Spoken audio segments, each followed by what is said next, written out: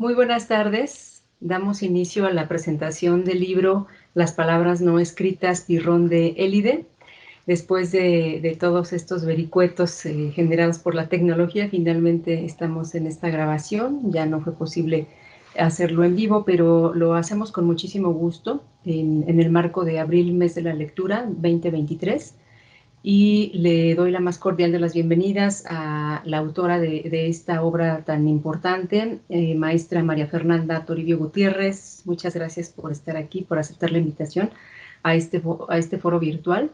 Y también te saludo con mucho gusto y agrado, Nacho. Gracias, Ignacio Bárcenas Monroy, por haber aceptado participar también, por aceptar también leer esta obra y darnos en unos momentitos más tus comentarios y reflexiones. Y bueno, pues saludo también a las audiencias que nos verán, yo espero que muy pronto. Y comentarles que Las palabras no escritas, Pirrón de Élide, es una obra que forma parte de la serie Medea. Y esta serie cuenta ya con 5 volúmenes. Este es el quinto que se presenta el día de hoy. Y los anteriores pues también han tenido temas muy importantes relacionados con la filosofía, y es una serie ideada por la doctora Marcela Benebra Muñoz, en alcance o en atención a los problemas de violencia de género suscitados al interior de la Universidad Autónoma del Estado de México. Y esta serie justamente intenta brindar la oportunidad de difundir y divulgar las aportaciones de mujeres a la investigación, reflexión y creación de medios, recursos y herramientas para la promoción de una cultura de paz, de equidad de género y combate a la violencia. De manera que, si bien la obra que se presenta el día de hoy, Las palabras no escritas, Pirrón de Élide, no tiene nada que ver con la equidad de género, pero sí nos interesa que contribuyan estas ideas y otras más para generar justamente una cultura de paz y más justa, y ver otras formas de vivir, como es en este caso que se presenta la propuesta de Fernanda Toribio Gutiérrez.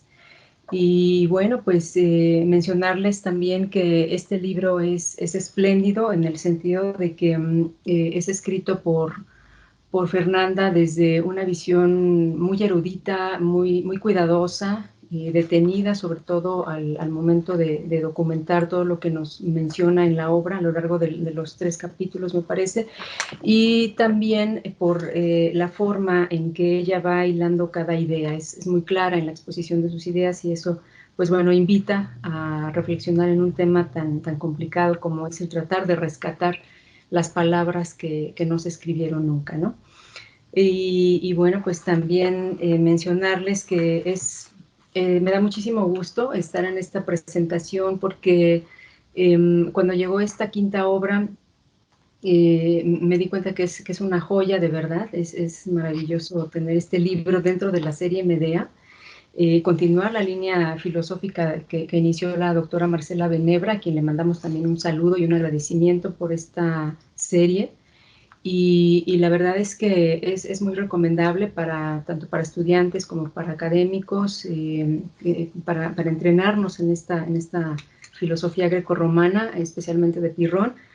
Y pues bueno, comentarles que Fernanda es una autora, como ustedes pueden ver, muy joven. Ella es maestra y licenciada en filosofía por la Universidad Veracruzana, pero aparte ella tiene ha sido premiada también por la pluma tan rigurosa que tiene. Y en 2014 la Asociación Filosófica de México, la AFM, le otorgó el premio a la mejor tesis de licenciatura a nivel nacional, y en 2017 la Universidad Veracruzana le concedió la medalla Manuel Suárez Trujillo al mérito estudiantil por trayectoria académica en el posgrado. Sus áreas de interés giran alrededor de la filosofía helenística y aquellas formas de expresión filosófica como el cinismo o el pirronismo. Entonces, estamos ante una persona que se ha dedicado al estudio de estos temas, y pues agradezco muchísimo tenerla aquí en este foro universitario, dentro de la máxima casa de estudios de la Universidad Autónoma del Estado de México. Y pues bueno, no pudimos estar directamente en la sede, pero bueno, pues esto va a quedar ahí anidado en la página de la Secretaría de Investigación, y estudios avanzados. Y por otro lado también mi agrado y mi gusto es porque está el día de hoy Ignacio Bárcenas Monroy. Él, como les decía, aceptó comentar el libro. Él también es filósofo de profesión, es licenciado egresado de la Facultad de Humanidades de la Universidad Autónoma del Estado de México. Ha sido profesor de asignatura desde 2004 hasta la fecha, maestro en filosofía por la Universidad Nacional Autónoma de México, con mención honorífica, doctor también en filosofía por la UNAM, y de 2004 a 2009 fue coordinador editorial de la revista Contribuciones desde Coatepec, posteriormente también director de esta misma revista hasta septiembre de 2022. Fue editor científico de la revista Democracias. Actualmente es director de la revista Sociedades y Desigualdades y ha publicado artículos en varios medios e impartido conferencias en diversas instituciones. Sus principales líneas de investigación son la filosofía francesa contemporánea, la ilustración francesa, el psicoanálisis y la teoría crítica. Y bueno, pues él es un promotor cultural porque pues ya es una persona que nos ha apoyado muchísimo acá en el departamento editorial. Muchas gracias, Ignacio. También como promotor de la palabra escrita, de los escritos académicos producidos por profesores de la UAMX. Y la verdad es que estamos muy agradecidos contigo porque lo haces con mucho gusto y mucha pasión. Gracias, Ignacio. Y bueno, actualmente es coordinador de la Biblioteca Aurelio J. Venegas del Centro de Investigación en Ciencias Sociales y Humanidades. Pues bienvenidos a ambos. Cedemos inicialmente la palabra a Ignacio para que nos dé sus comentarios. ¿Qué te pareció esta lectura, Nacho? ¿Cómo la viste? Cuéntanos. Bueno, primero, pues, buenos días a todos, tardes ya, a todos. Gracias por su presencia virtual en este ejercicio académico. Y bueno, yo, pues, primero agradecer, dos agradecimientos importantes. Uno es a la invitación para comentar este texto fabuloso. Y la otra, bueno, pues, a María Fernanda, por haberlo escrito y haberlo compartido. Y bueno, pues que es un texto muy riguroso, me gustó mucho. Ahorita voy a decir algunos pormenores eh, al respecto. Bueno, en primer lugar, para los que nos están escuchando, el texto se llama Las palabras no escritas, de Pirrón de Élide, ¿no? Entonces es un texto sobre Pirrón y sobre el escepticismo. Eh, pero no es tan fácil, porque precisamente hablar sobre Pirrón de Élide, de una persona que precisamente no escribió nada, o que no tenemos ningún testimonio escrito, sino simplemente todos los datos a partir de la doxografía, lo que han dicho de él, pues principalmente Diógenes Laercio, su discípulo Timón y Aristóteles, de Mesina, que no hay que confundirlo, puesto que Platón también era otro Aristóteles. Mm. Aristóteles, que es alumno de Aristóteles y que precisamente tiene un papel primordial en este texto, es, digamos, el mayor crítico de Pirrón, y lo vamos a ver a lo largo. Así como Pirrón es un fantasma, el fantasma de este libro es Aristóteles, ¿no? O sea, porque precisamente de lo que se trata es de desembarazar de estas lecturas metafísico-epistemológicas que se han hecho sobre Pirrón, del escepticismo, ¿no? Y precisamente colocarlo como una especie de forma de vida o una actitud hacia la vida, pero para eso no hay que reducir el escepticismo a una forma epistemológica o metafísica. Bien, y antes de empezar con otros temas, lo primero, o la primera impresión que yo tengo al leer el libro es su ritmo, que viene dado por el estilo de la autora. El ritmo del libro siempre nos lleva, digamos, es un vaivén que nos lleva de la palabra a la no palabra, a los límites de la palabra. Siempre se habla, aquí hay como 3 o 4 menciones en los que María Fernanda habla de sobrepasar, de llegar al límite, de llegar a esa parte donde para nosotros ya es lo innombrable, que quizá para la filosofía antigua, sobre todo helenística, en lo que respecta a los cínicos y en este caso los escépticos, por un lado en los cínicos sería el cuerpo, eso sería lo que es exterior a la palabra, y aquí, que es el propio tema del libro, la cuestión de la forma de vida. Uh-huh. Eh, es decir, que el escepticismo no se agota, bueno, habría que acotar también que cuando se habla de Pirrón de Élide y del escepticismo estamos hablando en general de 6 siglos de esta corriente, ¿no? Entonces es evidente que hubo transmutaciones. O sea, no es lo mismo y este es uno de los esfuerzos que hace, y muy patentes que hace María Fernanda, es ceñir la figura propia de Pirrón y desmarcarlo precisamente de lo que nosotros en la historia de la filosofía conocemos como el escepticismo académico, que ya está más del lado, digamos, de la lectura que hace de Sexto Empírico. Bien, entonces hay 3 momentos de este texto. El primero es precisamente remarcar esta característica que tiene Pirrón de Élide, que en las palabras de Fernanda dice, atraviesa el periodo helenístico como un espectro, ¿no? Que es inasible, como un fantasma, puesto que no tenemos un testimonio escrito, y que a lo cual también a nosotros nos escandaliza, es decir, si ya para los antiguos era, digamos, un filósofo extravagante, ¿no? Un Sócrates extravagante, que para algunos no es tanto un filósofo, sino un sabio, ¿no? Es decir, que no está eh, sumergido en los problemas de la verdad, de la metafísica, tal como se entendían, digamos, en su época. Eh, lo único que tenemos nosotros entonces son los testimonios. Habría que hacer esa otra historia, yo diría, de cuál es la percepción de las personas y los juicios, y sobre todo en estas filosofías helenísticas donde todo tenía que ver con la forma de vida, con el ejemplo.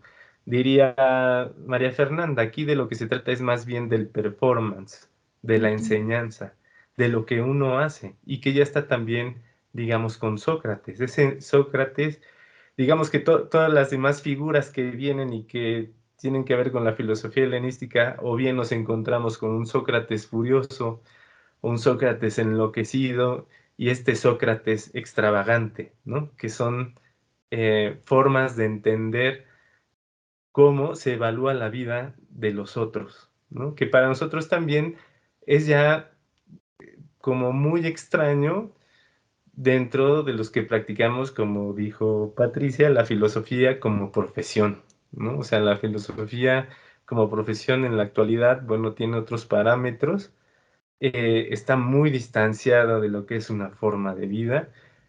Nosotros nos movemos, digamos, en la cuestión de los papers, de cómo publicar, de cómo escribir, de cómo darnos a conocer, incluso esta cuestión de la vanidad es importante, que va a ser negada por Rom, ya lo voy a comentar un poco.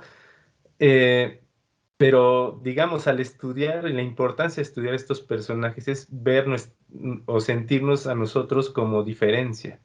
O sea, ¿qué es lo que nos aleja? Que hay otras formas de entender la filosofía y otras formas de hacer la filosofía, ¿no?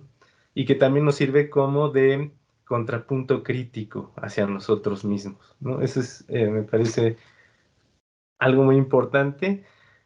Y junto con esto precisamente que les decía que tiene que ver con el ritmo del texto, porque el texto tiene un ritmo que es muy placentero, digamos, de leerlo por su rigurosidad. Pasamos precisamente de esto de demostrar a estos 6 siglos, digamos, de escepticismo, pero a partir del propio Pirrón, ¿no?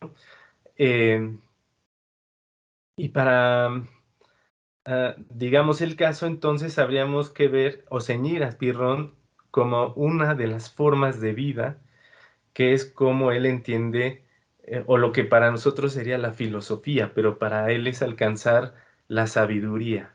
Ajá. Y ser sabios es ser imperturbable y a partir de esta imperturbabilidad alcanzar la virtud, ¿no?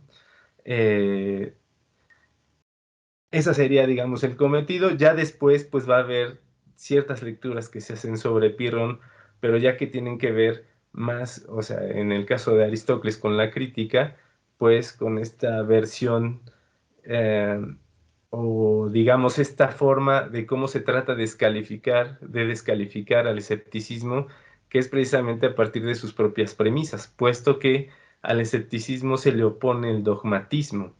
Entonces hay un momento en que el propio escéptico cae en el dogmatismo, precisamente porque esto supone, es decir, una consideración sobre la realidad, ¿no? O parecía que, que supone una consideración acerca de la realidad. Es decir, si hay una, eh, digamos, si no se puede tener una opinión sobre la realidad, o sea, que es se tiene que ver, o se supone implícitamente, se considera, hay una consideración, uno supondría metafísica de esa realidad. Ajá. Y que Fernanda, precisamente retomando un texto, el texto de Aristóteles, si es que no me equivoco, es que esa realidad es indiferente, inestable y es eh, indemostrable. Es decir, uno no puede Indeterminada. decir si es falsa o verdadera, ¿no? Y es, dice ella, se pierde el basamento filosófico de esa consideración de la realidad, ajá, aunque también podríamos retomarlo desde el punto de vista de la tragedia, ¿no? O sea, que esta realidad es un saber o supondría un saber que nos rebasa totalmente y no solamente eso, sino que nos destruye. Ujú. Entonces, es un aspecto trágico desde mi punto de vista, pero que bueno, yo ya le puse trágico, pero María Fernanda habla del pasado indómito, de lo que ella llama la 1A, que hace referencia precisamente a cuando describen la filosofía de Pirrón, de cómo considera la realidad, ¿no? O sea, esto supondría entonces, decía, una consideración metafísica, ¿no? Y es por eso que Aristóteles llega precisamente al diálogo con esta cuestión con Pirrón, ya que siendo él aristotélico, pues va a retomar la cuestión del principio de no contradicción, que es ya un posicionamiento metafísico, o sea, ya está diciendo cómo es la realidad, ya como un dogma, ajá, o sea, digamos en el sentido muy general. Eh, el asunto es que esto consideraría, digamos, o tendría eh, el supuesto para un escéptico que él, al rechazar la realidad, al rechazar dar una opinión sobre la realidad, considerándola a partir de estos tres puntos que he dicho, es decir, a partir de su indiferencia, de su inestabilidad, de su indemostrabilidad, pareciera que hace o concede, digamos, un aspecto nociológico de la realidad. O sea, ya sería también dogmático. Ujú. Entonces, diríamos, bueno, no puedes ser escéptico porque estás promoviendo el dogma de una realidad que consideras tal. Ujú. Entonces, el escepticismo es imposible. Este escepticismo que se gana, el escépticos, es el que se gana entornando bien los ojos, o entornando de una manera peculiar los ojos, que no deja de investigar las cosas y que precisamente por eso mismo no puede ceder una opinión. Ujú. Eh, pero, ¿cómo superamos esto? Y aquí es donde esto que estoy diciendo se empata con el ritmo del libro. O sea, porque hay que ir más allá de eso, de esta visión epistemológico-metafísica en el cual está encerrado el escepticismo. Y lo que encontramos ahí es la vida de Pirrón misma, o sea, sus propios actos, la forma en cómo entiende la vida, y en este caso para nosotros la vida filosófica, ¿Y por qué digo para nosotros? Porque al final yo no estoy tan claro de que Pirrón mismo se considere a sí mismo como filósofo. Más bien él, en la medida en que se habla de una forma de vida performativa, es decir, a partir del performance de cómo yo voy a actuar, pues parece que hace a un lado la cuestión de la teoría. Y es en la medida en que hace a un lado la cuestión de la teoría y de los problemas filosóficos, eh, tanto en lo que concierne a la metafísica y a la epistemología, es como se afirma esta otra parte que está más allá y que va a ser la vida propia del, en este caso, sabio filósofo, ¿no? Eh, Tomo todas estas precauciones porque también María Fernanda es muy cautelosa en todas sus aseveraciones y eso también es un valor que yo encuentro en el libro. O sea, no a darlas tan gratuitamente. Yo hace poco estuve diciendo sobre la tragedia, el fondo, y bueno, María Fernanda tuvo la prudencia de decir, eso no lo sabemos, ¿de dónde viene toda esta idea que supondría todo un estudio? Y bueno, y al final, o sea, lo que se propone es precisamente em, la impasibilidad, digamos, del lechón que está comiendo a gusto en una embarcación y alrededor de esa embarcación está la tormenta y está el caos y quizá la posible catástrofe, ¿no? En medio de todo eso está el lechón, que invoca precisamente la indiferencia ante estas cuestiones, pero en acto. Ujú. O sea, no las está teorizando. O sea, no está diciendo, voy a llegar a esta impasibilidad. No, eso lo está haciendo. Ujú. Mientras todo lo demás o alrededor se nos derrumba. Y bueno, pues esto es las impresiones, digamos, generales de mi lectura. Espero no haberme comido mucho tiempo. Pero pues esperamos entablar un diálogo con la autora que, bueno, tenemos aquí su presencia. Muchas gracias. Muchas Ujú, gracias, Ignacio. ujú. Muy interesante todo lo que encontraste en esta lectura inicial que hiciste de las palabras no escritas. Y creo que el libro sin duda es fascinante, aunque no es sencillo. Y yo creo que para los que somos legos en este tipo de cuestiones, no resulta nada sencillo, pero sí muestra, como decía inicialmente, la erudición de su autora en temas y pensadores de la filosofía grecorromana, la selección de términos en griego, la voz crítica de las notas a pie de página, que procuran hilvanar acotaciones muy puntuales para no perder cada detalle por parte de la autora, que es muy cuidadosa. En fin, pues te escuchamos, Fernanda, tus opiniones, danos a conocer esa experiencia que tuviste al escribir este libro, cuánto tardaste en hacerlo, en fin, pues coméntanos. Bueno, hola a todos los que están escuchando y en especial a ustedes dos. Muchísimas gracias también a Juan que se encarga de las cuestiones técnicas.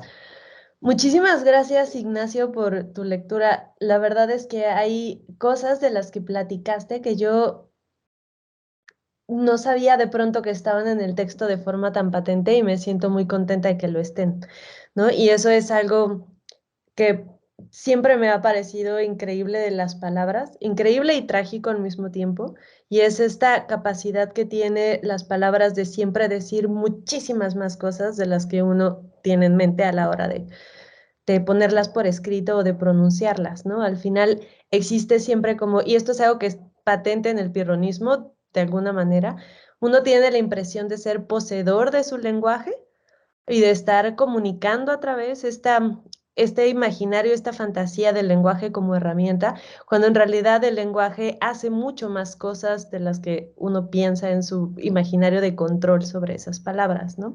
Por eso también es tan significativo el que, como un acto voluntario, filósofos como Pirrón se hayan negado a escribir.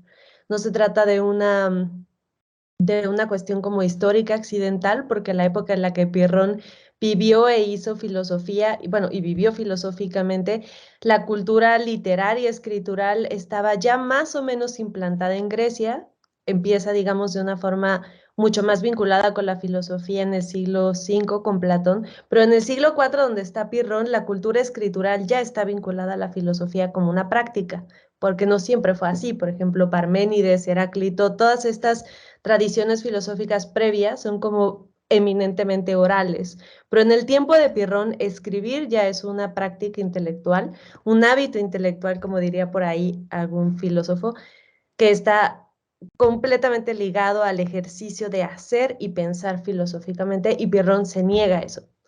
Ese, digamos, es de por sí ya una indicación de hacia dónde va la propuesta de modo de vida que le interesa. Pero antes de todo eso, quisiera primero decir dos cosas que aparentemente no están vinculadas, pero que en mi experiencia sí lo han estado, y una contesta lo que decía Patti.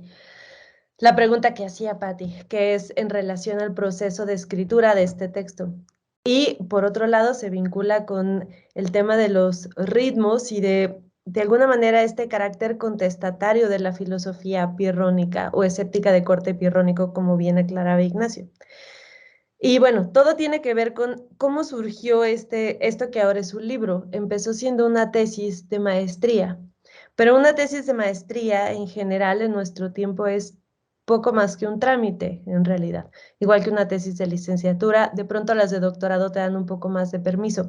Pero en términos generales, hacer una tesis se ha convertido de mucho tiempo para acá en un índice de productividad que tiene mucho más que ver con la eficiencia de los posgrados y con la necesidad de sobreespecializar a los alumnos que con la verdadera experiencia de hacer un trabajo de investigación que te puede llevar o no a un corpus de certezas, pero que de cualquier forma tiene la capacidad de transformar absolutamente tu relación con el conocimiento y con la práctica de la investigación. Esta tesis nunca pudo haber sido lo que es y nunca pudo haberse convertido en un libro si no de alguna manera yo hubiera intentado subvertir esa relación con la productividad filosófica de la academia actual, que es finalmente un poco lo que hace los filósofos antiguos y sobre todo, por ejemplo, cínicos que ya mencionaba Ignacio y escépticos. Como voy a hablar un poquito más después, estas dos filosofías, pero bueno, en este caso particularmente el escepticismo, el pirronismo, lo que hacen es ponerle un coto y de alguna manera subvertir la lógica de la filosofía tal y como se entiende tradicionalmente o como se entendía tradicionalmente en Grecia. Y en este caso, lo que yo intenté hacer al cambiar el ritmo de la investigación en una tesis de maestría fue subvertir la lógica de productividad que está involucrada ahora necesariamente en el ejercicio de estudiar una disciplina. Por supuesto, perdón, forma parte de lo que ahora nos toca vivir. Sin embargo, para mí lo más importante de toda esta investigación fue la capacidad de detener el ritmo de la productividad y tomar la investigación en un sentido, entre comillas, mucho más filosófico, por lo menos buscar hacerlo así. Bueno, eso contesta más o menos la pregunta de Patti y nos liga con lo que yo pienso que es como la pregunta que enmarca un poco todo el texto y que me llevó a los escépticos pirrónicos, a Pirrón en específico en un primer momento, de la que también hablaba Ignacio, que es una pregunta que en los estudios clásicos no inaugura, pero sí hace como mucho más patente un estudioso francés muy famoso que se llama Pierre Hadot y también Michel Foucault, que son dos personajes bien importantes para toda esta trama de la filosofía helenístico-romana como una forma de vida, y también la filosofía clásica, Platón, Aristóteles, pero que la filosofía helenística se vuelve como un motus operativo, ¿no? Entonces, en ese sentido, la pregunta de fondo que como que guió toda esta investigación y que también estuvo conmigo desde la licenciatura fue, ¿cómo debe vivir aquella persona que se dedica a hacer filosofía? Y esa pregunta, que es como de orden muy general, ¿qué clase de existencia habría tener alguien que se dedica a la filosofía? Involucra también una pregunta que sabrá muy bien Ignacio, es súper Foucaultiana, y es ¿cuál es la relación del sujeto con la verdad? Si involucra solamente, por ejemplo, una serie de pasos, un método para acceder a un cuerpo de cosas que se descubren como conocimiento, o si implica una transformación de uno mismo en aras de volverse acreedor de la experiencia de la verdad. Obviamente, a mí me parece que el escepticismo es una excelente muestra de cómo la filosofía no solamente en la antigüedad es una forma de vida, sino que es radicalmente una forma de vivir, al punto en el que termina por eclipsar al discurso filosófico, ¿no? La forma de vivir pirrónica, para poder constituirse como tal, de alguna manera tiene que romper con su propia génesis, con su propia matriz, que es la filosofía en cuanto a discurso, típicamente la filosofía dogmática. Esa es como la pregunta en la que se enmarca. Al lado de esa pregunta hay también una intuición que de pronto yo siempre siento que se pierde en el texto, pero que gracias a lecturas como la de Ignacio, me parece que no está del todo perdida. Y es una intuición, perdón, que orienta todo el texto y que de alguna manera como que va determinando los cauces de toda la reflexión. Esa intuición tiene que ver, obviamente, con lo que yo considero que es el impulso del pirronismo como filosofía, algo así como su principio motor, su pulsión, lo que la hace ser lo que es y no otra cosa, que además no me parece exclusiva de los pirrónicos, pero sí muy característica de ellos. Lo que a mí me parece ahí es que el Pirrón, al menos en su versión más temprana, que es básicamente Pirrón y Timón, y desenmarcándonos un poco, como también decía Ignacio, del escepticismo académico de la nueva Academia de Platón, que son Arcesilao y Carneades, y de Enesidemo y Sexto Empírico, que son los que retoman a la figura de Pirrón muchísimos siglos después. Me parece que ese primer pirronismo es una filosofía de la emancipación y de la resistencia. Obviamente estoy tomando dos palabras súper anacrónicas que no existen como tal en el mundo antiguo, pero las tomo propositivamente porque me parece que eso también forma parte esencial de lo que uno hace con la filosofía antigua. Uno nunca se acerca a la filosofía o a los filósofos, las filósofas antiguas, como si fueran objetos de estudio pasivo, si uno fuera un receptor pasivo de lo que ellos tienen que dar, sino que activamente uno descubre y crea la filosofía antigua que necesita escuchar, uno mismo y su propio tiempo también. Entonces, por eso me atrevo a utilizar esas dos palabras, aunque sí sé que son como problemáticas incluso en el contexto de la filosofía política actual. El pirronismo en ese sentido, y esto sí está en los textos, en los fragmentos, en los vestigios de los trabajos perdidos de Timón, se propone como una vía de escape contra lo que me parece que uno puede llamar la tiranía de la verdad y la persecución de la verdad, es decir, el intelectualismo moral griego, del que ojalá me dé tiempo de decir alguna cosa. Eso quiere decir que se opone también contra lo que ha gobernado casi siempre el quehacer filosófico en cuanto tal: conseguir la verdad, vivir en la verdad, ser virtuoso en la verdad, ¿no? La verdad no es solamente un valor epistemológico, sino que es un valor moral al mismo tiempo, que se propone como condición una de la otra. Eso es lo que, según yo, convierte al pirronismo en una contrafilosofía. ¿Qué quiere decir que sea una contrafilosofía?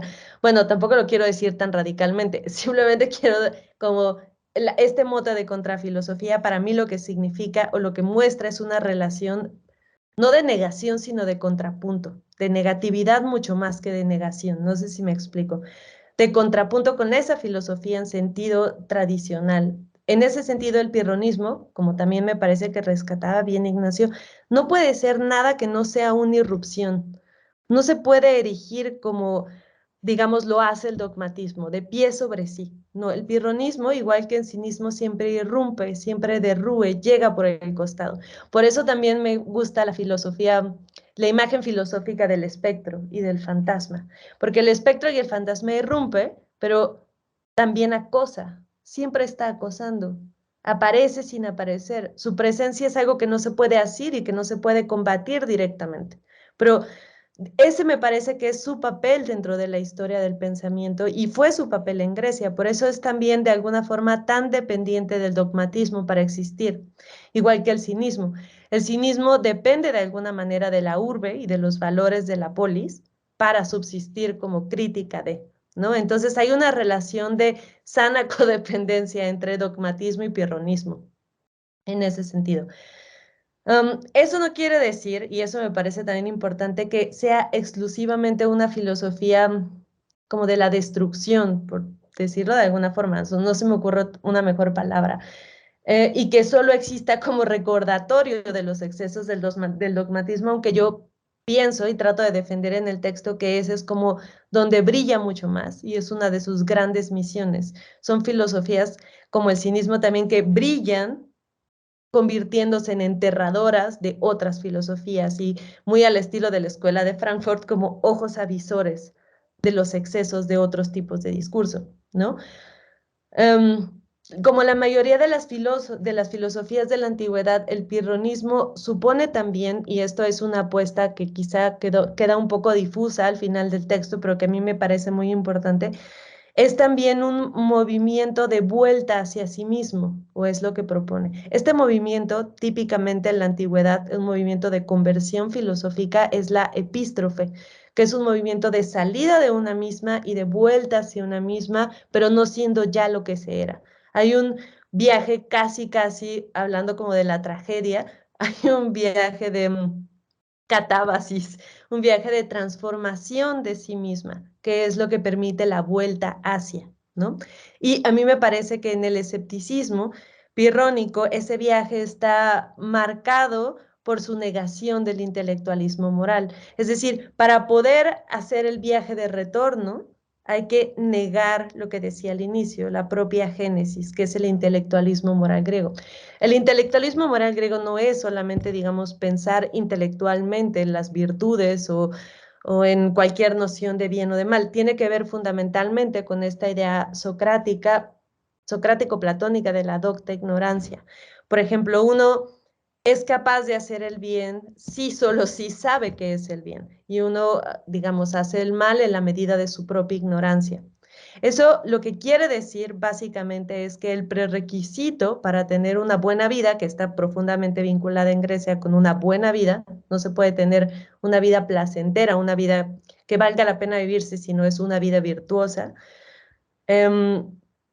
El prerequisito es tener un cierto tipo de conocimiento acerca de lo que esa buena vida es. Ese me parece que es el blanco básico que subvierte el pirronismo. Me parece que eso es a lo que se considera la tiranía de la verdad y la tiranía de la persecución de la verdad como únicas condiciones para tener una vida que valga la pena vivirse.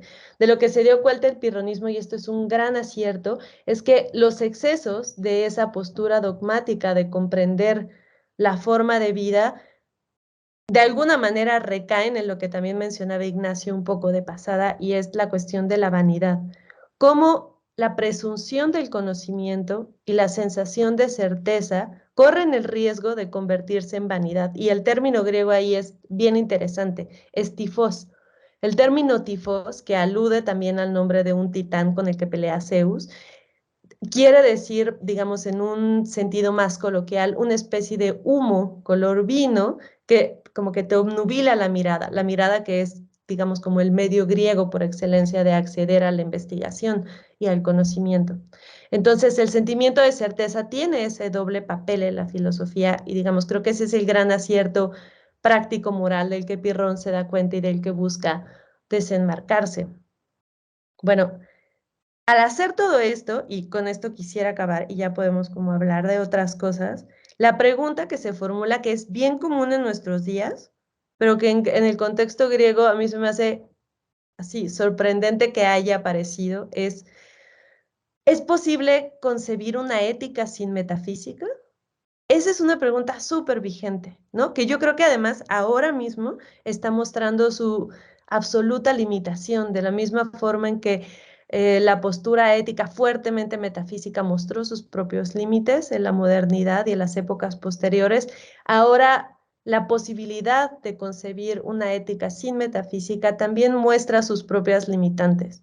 Y me parece que el que haya sido formulada o pueda ser, digamos, interpretado así el pirronismo es una cosa así súper sorprendente. Y bueno, con eso ya quisiera como acabar por si alguno de ustedes quiere decir más cosas. No los escucho. Perdón. Sí, muchas gracias. Decía que es apasionante lo que estabas diciendo. La verdad es que nos tienes aquí embelesados, escuchándote con estos temas. Y también mencionar, sigo insistiendo en que esta obra, por lo menos en particular a mí, sí representó un desafío. Sin embargo, sí me encontré con esto que han estado mencionando tú e Ignacio.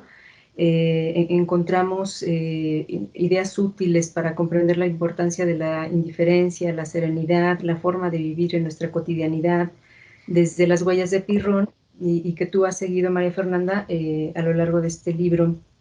Y bueno, también, como mencionaban por ahí, esta parte de la sana convivencia entre el pirronismo y el dogmatismo, sí, es algo que me parecía también ahí, pues, impresionante esta forma en que tú vas planteando esta situación aporética, porque a través de los libros de otros conocemos de Pirrón, que Pirrón rechazaba las reflexiones teóricas y dialécticas justamente plasmadas en los libros, y a través de estos objetos, extensiones del pensar humano, conocemos que rechazaba las palabras. Entonces es paradójico este ejercicio que tú haces, y bueno, a través de esta investigación que busca encontrar esas palabras fugitivas de Pirrón, en realidad, Fernanda, tú sospechas que más allá de los vocablos está el modo de vida de Pirrón, y lo haces con una gran maestría.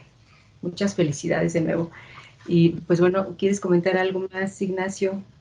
No, bueno, tengo ahí unas cosas muy puntuales, por ejemplo, sobre la cuestión de la ataraxia.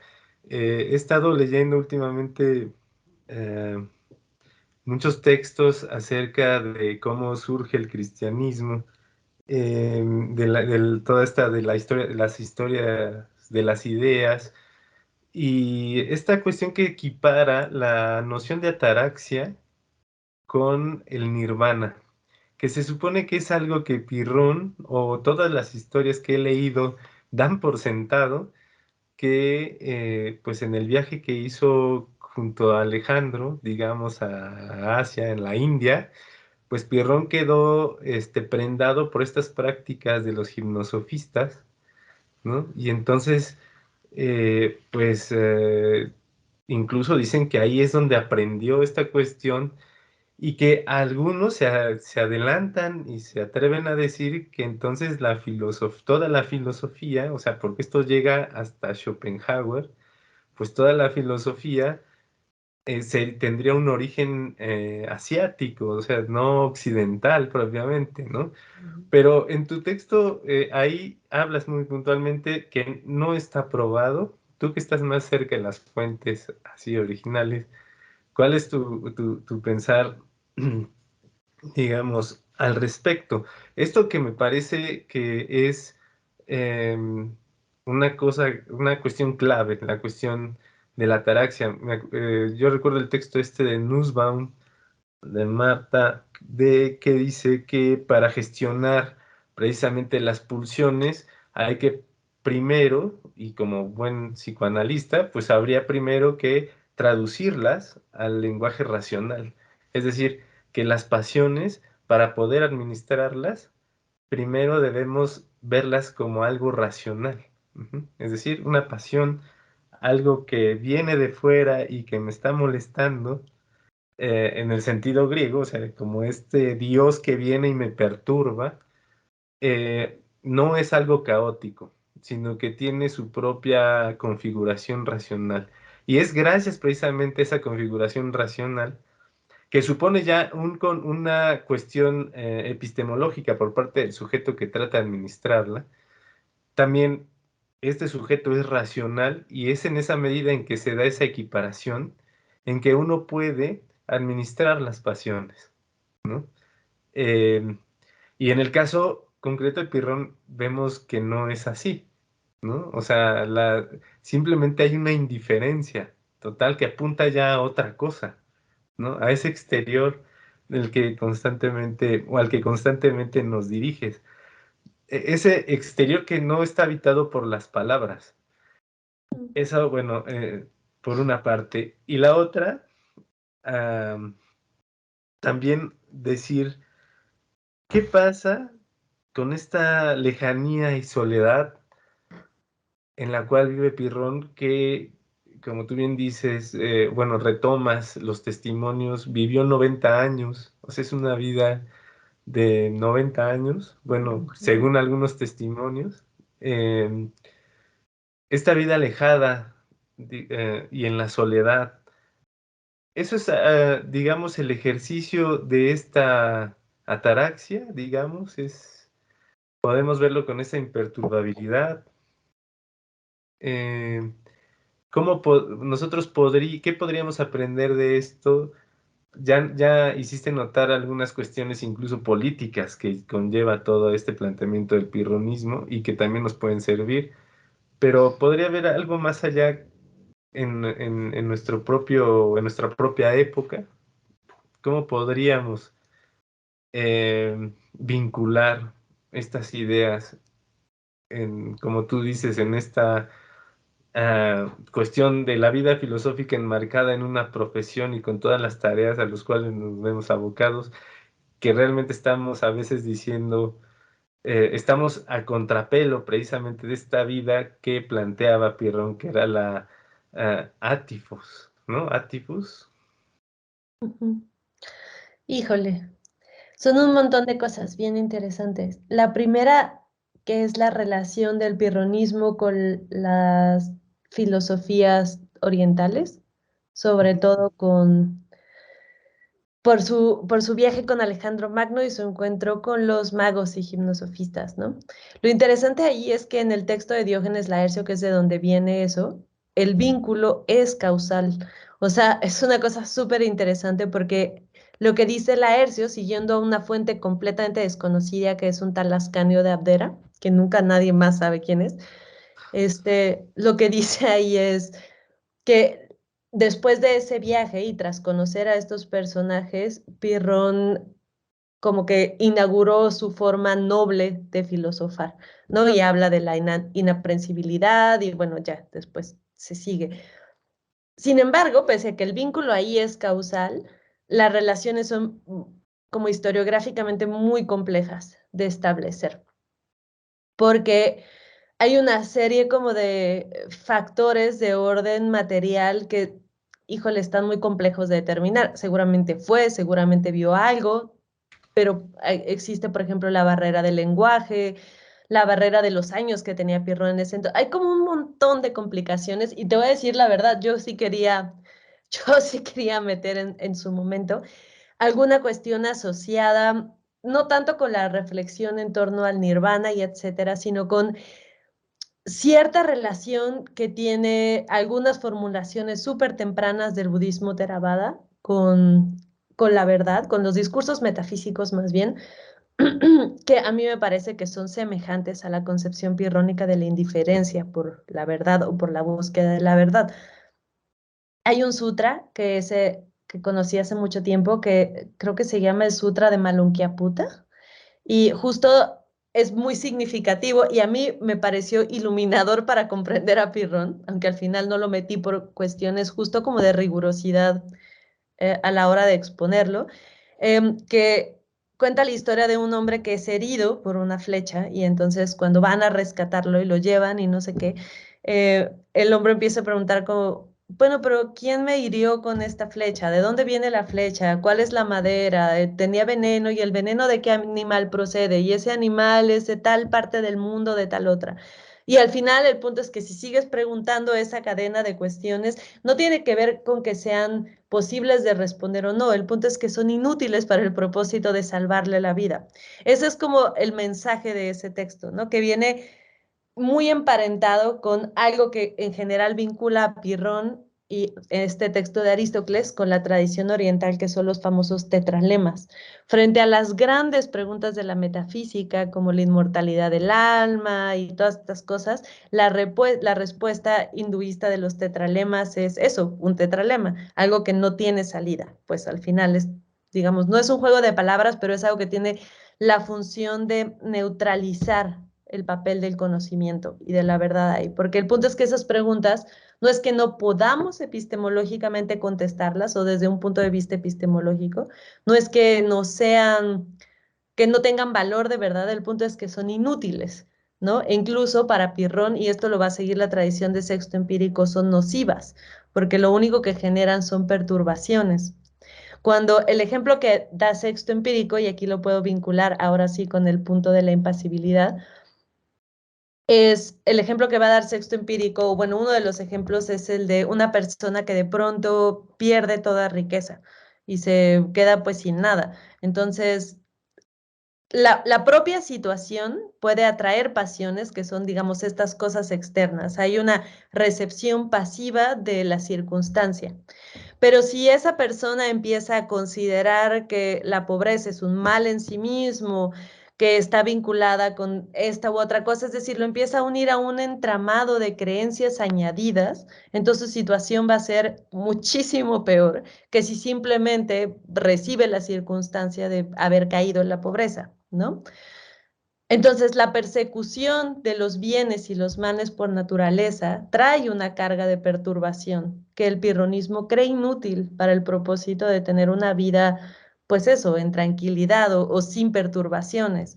Cosa que es bien extraño para la filosofía antigua, donde justo esa investigación y es la que te hace posible la administración racional de los deseos, como en el caso del epicureísmo, ¿no? El saber o el asumir que los dioses o que no sabemos nada de la vida de los dioses y que no tienen comportamientos humanos a través de un argumento profundamente intelectual es lo que permite que uno se sienta tranquilo respecto a los dioses, ¿no? Y ya no los tenga ahí como perturbaciones añadidas.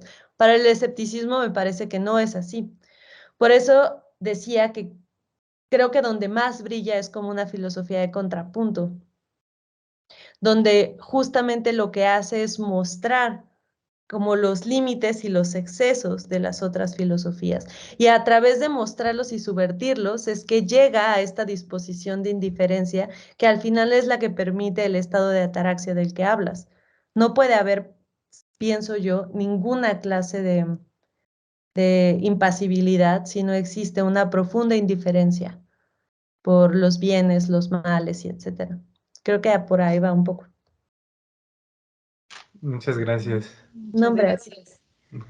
Sí, sí, yo también como Ignacio también creo que remití un poco esta figura de Pirrón y toda su forma de vida que se va plasmando con algunas prácticas orientales, ¿no? A mí me remitió, por ejemplo, a la figura de Krishnamurti. Yo soy una seguidora de este pensador que además no se puede considerar filósofo porque tampoco le gustó escribir nada. Ni le gustaba que la gente que lo escuchaba escribiera, ni que se grabara. Bueno, se grabó, qué bueno, porque sin esto pues también ocurre también esta paradoja, sin esto pues no lo hubiéramos conocido, pero sí me pareció incluso la figura de Krishnamurti pirrónica o pirronista, y veo muchas afinidades también con esta práctica oriental. yo creo que tienen razón.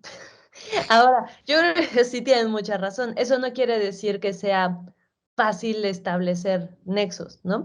Pero a mí lo que me parece interesante ahí es que muchas de estas cuestiones que vinculan al pirronismo con el Oriente, de pronto también lo vinculan con los cínicos, ¿no? Los cínicos son otra filosofía que tiene algo de extranjero en el propio contexto griego.